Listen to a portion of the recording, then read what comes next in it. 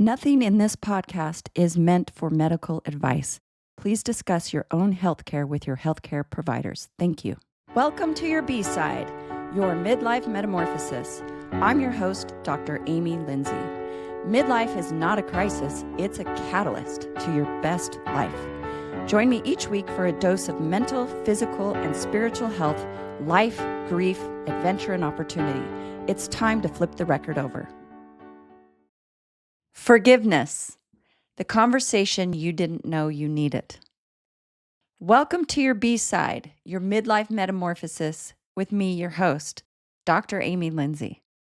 So today we're going to talk about a juicy subject, forgiveness. And I'm going to walk you through the 3 levels of forgiveness, because I actually think that if I took you to level 3 from the get-go, you would not be ready for it. This is a conversation that you may need to listen to daily for a while, or you may need to listen to it weekly for a while. But keep this episode downloaded. Make sure you have quick access to it because it just may save your life. So let's begin. Forgiveness. Forgiveness. Forgiveness is, first of all, not about the person who you feel wronged by. You may have heard the expression, not forgiving people is drinking the poison and hoping they'll die. You've probably heard that before. But forgiveness is a sticky subject for people. People often have a very difficult time offering forgiveness, and I'm going to tell you why. I'm going to break this down for you. The reason why forgiveness feels so difficult for people is because they've collapsed it with accountability. That if we forgive people, we've released them from accountability. And I'm here to say that that's just not true. They actually have nothing to do with each other, okay? You can forgive somebody and release yourself of the job of punishing them, okay? And punishing yourself. And why are you punishing yourself if you're holding on to forgiveness? Well, the state of unforgiveness is bound to negative emotional energy. It's bound to a negative emotional state, and it creates all kinds of anxiety, depression, rumination, rage in the body. And those negative feeling states actually have a severe impact on your health, on your overall health. It can increase your blood pressure. It can impact how you're sleeping at night. It can have an impact on your relationships to other people. The longer you are holding on to the resentment and the longer you are holding on to being right, then you are actually wasting a lot of energy and a lot of time and keeping yourself from your optimal mental and physical and spiritual health. Forgiveness is about freedom, and true freedom will require you to let go. So, why is this so difficult? Because we want to be right. There's a certain righteousness about it, that we feel wronged by another human being or a situation, and we actually like to go through those arguments in our head. We like to go through the process of what happened, what they did to us, and why XYZ then happened in our life, or why our life is hard, or why there's a struggle. And I'm here to say, by hanging on to that, you are actually blocking your health. You're blocking abundance. You're blocking freedom. You're blocking healthy relationships, all to be right. But here's again why this is so important that we distinguish what's going on. So when you forgive someone, you release the hold that it has on you, that it's actually about you to forgive someone. You can release somebody of those clutches of your own opinion and how you felt being wronged and your own hurt. You can release somebody from that, and you can move on. Now, forgiving someone does not mean You feel like they should be released from accountability. That's different. Forgiving someone also does not mean you need to keep them in your life. You can actually end a relationship with somebody and forgive them. You can forgive someone and set boundaries with them and not have them in your life. That is actually something that you can do. So here's the thing. Forgiveness is about you. It is not about them. What you are forgiving their ignorance. You are forgiving that they didn't have the tools to operate in a way that wasn't hurtful or harmful to you. You are forgiving someone's own soul evolution on this planet, that where they were at that point in that time where you feel wronged, hurt, or that you feel like they did something wrong to you and you're harmed by them, you are forgiving their ignorance. You are forgiving that they didn't have the tools. You are having self-compassion for another human being for where they might be on their own journey. And here's the magic in that. When you can forgive another human being, you not only release yourself from the job of punishment, right? It's no longer your job to feel like you have to punish them or you have to keep this hurtful, harmful wrongdoing alive so that you can be right. You can actually release yourself. And then the beauty happens next, which is stage 2 in forgiveness, that you can be worthy of forgiveness yourself. Because being a human being means we are all going to make mistakes. Being a human being means that we are all on a journey, every single one of us. And we are on a different journey from other people. And we are going to bump up against those other people in our relationships constantly. And these may be very pedestrian relationships. They may be deep relationships. They may be the ultimate relationship of partnering with somebody, marrying with somebody, and trusting them with your entire being, and then feeling betrayed by them. So this work is so important because when you are a forgiving person and you are generously forgiving them, you are also generously able to forgive yourself for anything that you have ever done in your entire life, that you may have hurt someone, you may have harmed someone, you may have had your own ignorance and not had the tools, and you may have reacted in a way that you didn't expect to react, and you may have hurt another human being. And when you can forgive other people, you can forgive yourself. And when we are all of that mindset of forgiveness, then we can actually move forward in the world. It is when we hold on to things, and we hold on to them so much to be right, that we lose this ability to move forward. And we can all move forward through forgiveness. So something to understand is that forgiveness is not transactional. Forgiveness is not transactional. And sometimes people refuse to offer forgiveness until there is an apology. You may never get an apology. You may never, ever get an apology. Forgiveness is regardless of what you feel like you're getting in return. Forgiveness is not transactional. It is not about, I will forgive you if. There is no transactional. Forgiveness is of the utmost generosity to another person, and it's of the utmost generosity to yourself. So let's talk about self-forgiveness. Self-forgiveness means that you forgive yourself for however you may have hurt yourself or hurt another human being based on where you were at that point in your evolution as a human being and as a soul.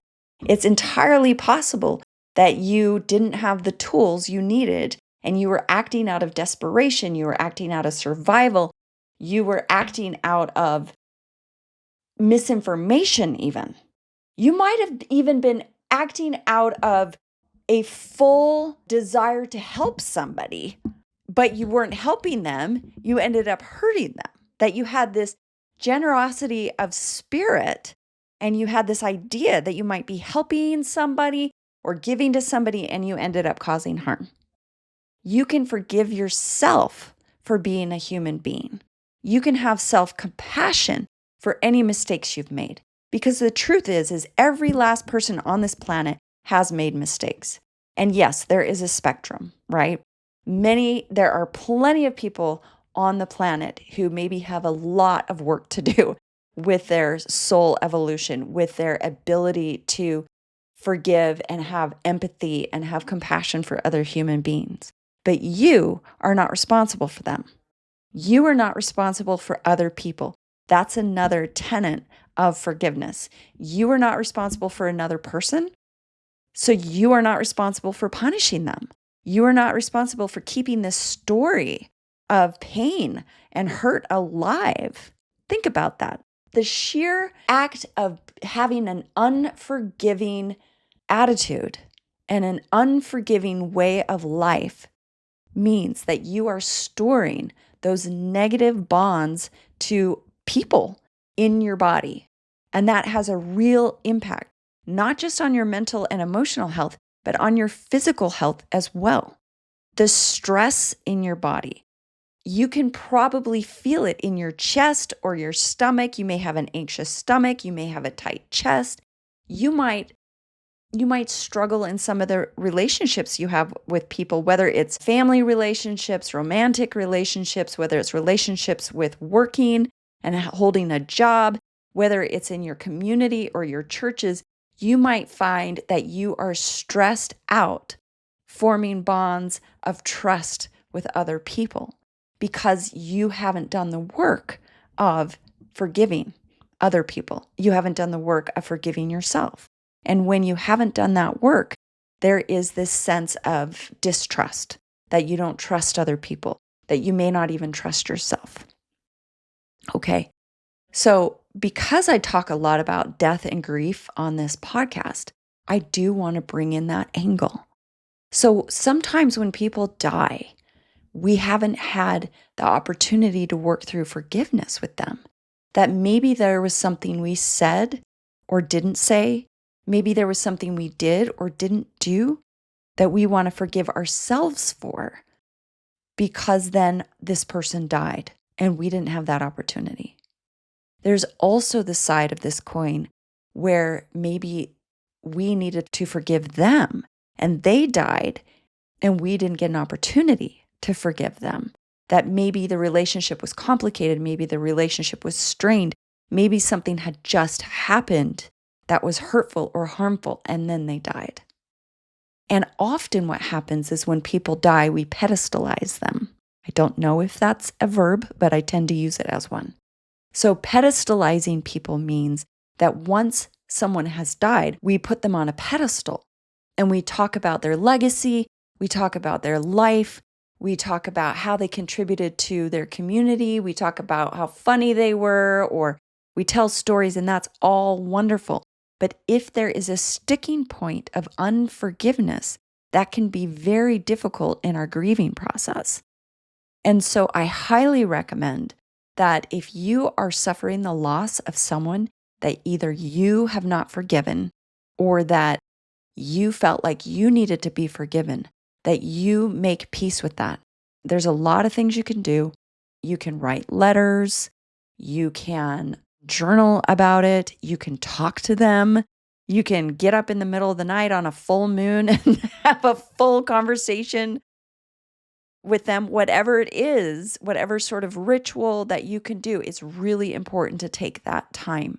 Because again, forgiveness is about you. And so it's important for you to release that as part of your grief and your forgiveness process. So let's talk a little bit about what I call the third stage of forgiveness. And this might be tricky for some people. Your mind might wander or you might black out for a second when I'm talking about this. And it's because that this is really a high level of forgiveness that most people never achieve. And you'll understand why in a second.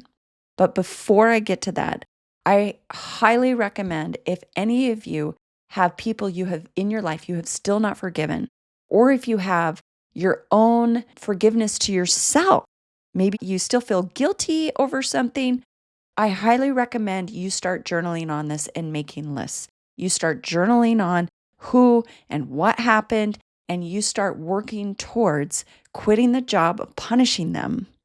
You start journaling on what are you still getting by not forgiving this person, because you wouldn't keep the story and the punishment around if you weren't getting something. Most likely it's in the realm of being right about something. Most likely it's in the realm of you've decided that this incident or this person is the reason you cannot do something. And if you've decided that this person, this situation, this incident, whatever it was that happened, is the thing that prevents you from having the life you've always wanted, how convenient is that? If you keep that story around, you never have to be responsible for yourself. Yeah? How do you like that? How do you like them apples, right? If you don't have to be responsible for yourself and you can keep blaming other people, then yeah, it works for you to not forgive anyone. But I'm here to tell you that has no integrity. Ooh, here we go. Hey, this is Dr. Amy Lindsey, your host of Welcome to Your B-Side, your midlife metamorphosis YouTube channel and podcast. If you want to be more involved with my B-Side community, you can join on School. That's SKOOL. You can join my school community. Look me up, Dr. Amy Lindsey, Welcome to Your B-Side, and request to join. Here's the third level. Forgiveness is always about you. Forgiveness is actually not about all those other people and those situations. Forgiveness is always about you, and it has integrity only when you see it as having to do with you. So, what do I mean by that? You are not responsible for other people. You are responsible for yourself. And when you can start to see that people are not doing things to you, right? We have it like people are doing things to us. People are doing what they're doing. And often, even if they are causing harm and hurt to other people, this is all about them. That what they are doing comes from something within them. It comes from something unresolved. It comes from a pattern of behavior. It comes from being hurt themselves. And they and their actions, even if they have anything to do with you, are all about them. What they are doing and how they are behaving and what their actions are and what they are saying and what they are thinking and the problems that they are causing has to do with their own internal struggle, has to do with them. It actually has nothing to do with you. And we take it personally and then we punish them. And then we decide they're the reason for our own hurt and our own pain. And this is kind of a hard pill to swallow, but this is the truth. And I'm telling you, your health, your mental health, your physical health, your spiritual health, and your life will improve when you get this and when you can release it and when you understand that forgiveness is all an inside job on yourself, that your ability to forgive yourself for what decision you made when you had the perception someone was harming you. What do I mean by that? Okay. This is where people start to black out because they're like, what the hell is this woman talking about when I talk about this? But stay with me for a second. Let's say someone does something, they say something, or they take an action that is harmful, that is hurtful, that causes you pain, okay? It's actually not about you, it's about them. That's the first thing to get. The second thing to get is the forgiveness comes when you realize what decisions you made in that moment. You might have made a decision that you weren't lovable. You might have made a decision that you weren't worthy. You might have made a decision that you could never have the life that you always wanted because people were going to treat you this way and unfairly, or things were always going to happen to you. You might have made the decision that you couldn't truly trust anyone. You might have made the decision that you couldn't have the life you always wanted. You might have made some decision that these people, this incident, this thing that happened was the living proof that you couldn't fulfill on your life's purpose. And I'm here to call the bullshit on it, that the forgiveness has less to do with the other people and more to do with ourselves. What decision did we make where we stopped ourselves, where we got stuck, where we took it personally, where we then made decisions based on that? Now, I want to put in a little care here for trauma, okay? Because trauma is real. Trauma is not great. Many people on this planet have suffered a lot of trauma because of a lot of harm done to them. And so I do want to take some care here and just put in a plug for trauma-informed therapy.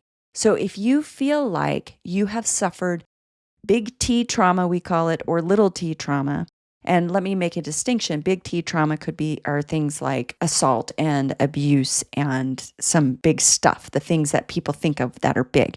Small T trauma could be something like emotional neglect when you're a child, which has a hard wiring in your system when you're a small child that influences your life unless you take care of it.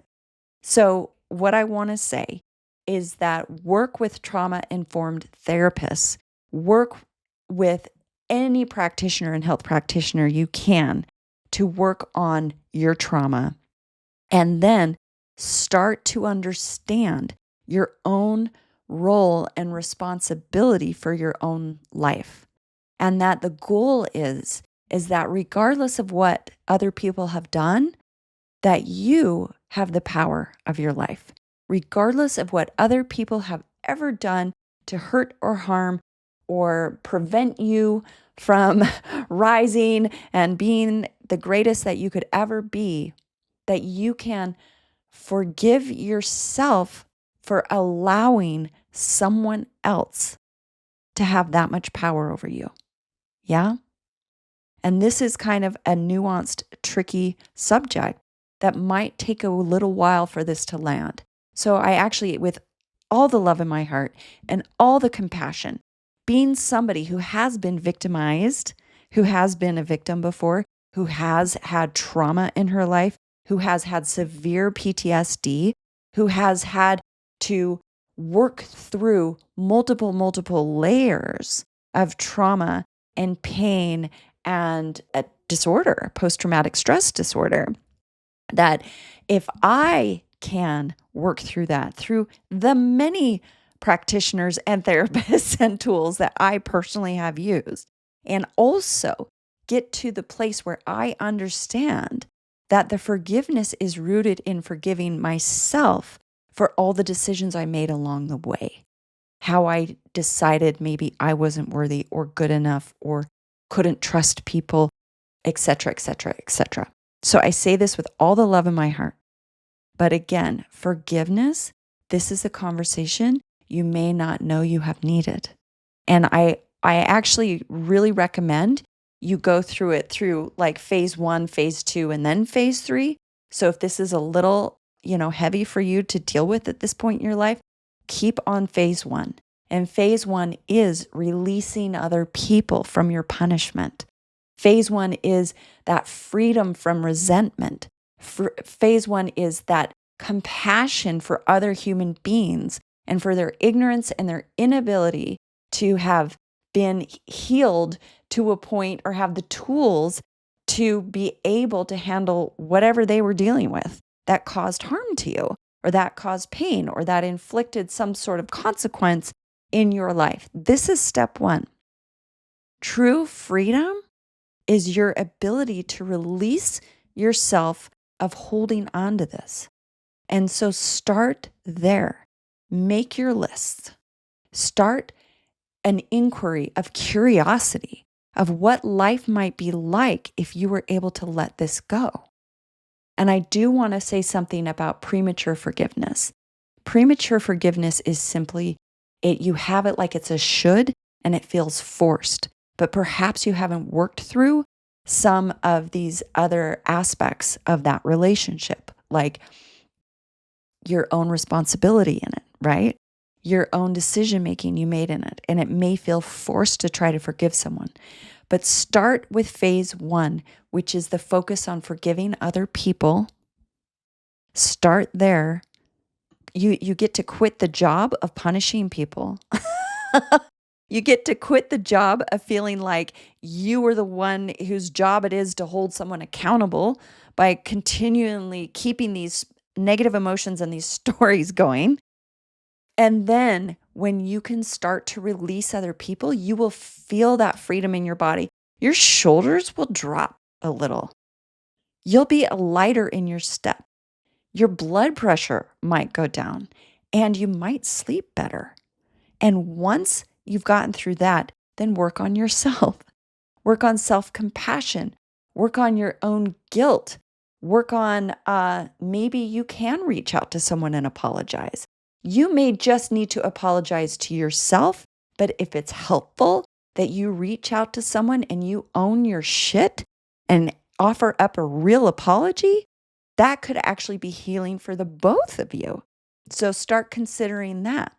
And then the third step is to really look at some of these instances of forgiveness and start to understand where we can forgive ourselves and take responsibility for the decisions we made in those moments and how those have impacted our lives. And when you start to look there, you start to actually see how empowered you are in your life, how you can create your own life, how you can continue to build this muscle of forgiveness and have the life you've always dreamed of and improve your relationships and work from a place of self-trust. And honestly, this is all I want for every single one of you listening to my podcast. So again, this has been Dr. Amy Lindsey from Welcome to Your B-Side, Your Midlife Metamorphosis. And I wish you all the best in your forgiveness journey. This has been another episode of Welcome to Your B-Side, Your Midlife Metamorphosis with Dr. Amy Lindsey. Be sure to follow along and subscribe wherever you get your podcasts. See you next time.